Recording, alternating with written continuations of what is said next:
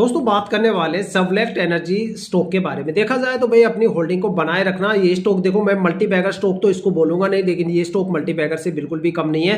Stock में यहाँ पे जो गिरावट हो रही है उसका सिर्फ एक ही रीजन है कि भाई पिछले 7-8 महीनों से मार्केट में एक बड़ी गिरावट चल रही है। अगस्त और सितंबर में इंडियन स्टॉक मार्केट में दो सबसे बड़े क्रैश हमें देखने को मिले, क्योंकि उस टाइम यूरोप के हालात काफी ज्यादा खराब थे। वहां पे जियोपॉलिटिकल टेंशन चल रही थी। अक्टूबर की अगर बात करें तो वहां पे क्वार्टरली रिजल्ट के वजह से ट्रेडिंग विंडो क्लोज हो गई और एफआईआई की बड़ी बिकवाली हमें देखने को मिली। और अगर अब देखा जाए तो सेंसेक्स यहाँ पे 85,000 से गिर के करीब 75,500 के करीब आके खड़ा हो गया। तो ये सारे गिरावट की वजह है, जिसकी वजह से आपको स्टॉक में एक बड़ी गिरावट देखने को मिल रही है। नहीं, इसके स्टॉक के अगर रिटर्न आप सुनोगे ना तो भाई दंग रह जाओगे। कंपनी की फाइनेंशियल कंडीशन भी काफी अच्छी है। प्रमोटर होल्डिंग में भी कोई चेंजेस नहीं है। जो प्रमोटर होल्डिंग यहाँ पे पिछले साल थी, सेम वही प्रमोटर होल्डिंग इस साल है। बस थोड़ा सा यहाँ पे डेसिमल पॉइंट के अंदर आपको माइनर सा चेंजेस देखने को मिलेगा, बाकी कोई भी चेंजेस नहीं है। तो आप सोच सकते हो भाई जो होल्डिंग पिछले साल थी वही होल्डिंग पैटर्न यहाँ पे है। साथ में कंपनी लगातार अपने रिवेन्यू में अपग्रेड होती जा रही है। साथ में कंपनी की फाइनेंशियल कंडीशंस भी काफी ज्यादा इंप्रूव है। सारी चीजें मैं इस वीडियो में आपको बताऊंगा, ठीक है। अगर स्टॉक के पिछले 5 साल के रिटर्न बताओ तो 5 साल में स्टॉक ने 486% का रिटर्न दिया। मतलब 5 साल में अपने इन्वेस्टर्स का पैसा करीब 4.5 गुना से ज्यादा करके दिया है स्टॉक ने। 4 साल की अगर होल्डिंग की बात करें तो 327% से ज्यादा का रिटर्न दिया। मतलब 4 साल में स्टॉक ने करीब 3.25 गुना से ज्यादा पैसा करके दिया है। अपने इन्वेस्टर्स का पैसा 3.25 गुना से ज्यादा करके दिया है।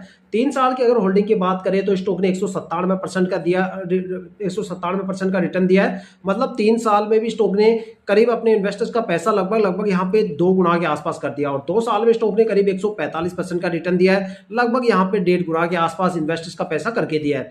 तो देखा जाए तो स्टॉक में जो गिरावट हुई है वो इसी साल से, मतलब 9 महीने, पिछले 9 महीनों से स्टॉक में एक अच्छी खासी गिरावट देखने को मिली है। और ये गिरावट अभी तक जो मैक्सिमम गिरावट स्टॉक में हुई है वो 35.72% की हुई है, ठीक है। तो देखा जाए तो पिछले एक साल में यहाँ पे जो अगर 8-9 महीने या 10-11 महीने के अगर आंकड़ों की बात करें तो स्टॉक में सिर्फ 35.72% की गिरावट हुई है। साथ में अगर प्रमोटर की होल्डिंग की बात करें तो पिछले साल यहाँ पे 56.37% प्रमोटर होल्डिंग थी, जो इस साल भी सेम है। पिछले साल डीआईआई की कोई होल्डिंग नहीं थी, इस साल भी कोई होल्डिंग नहीं है। साथ में अगर यहाँ पे एफआईआई की होल्डिंग की बात करें तो पिछले साल 0.04% थी, जो इस साल बढ़ के 0.09% हो गई है। बल्कि यहाँ पे कुछ बढ़ाई है डेटा।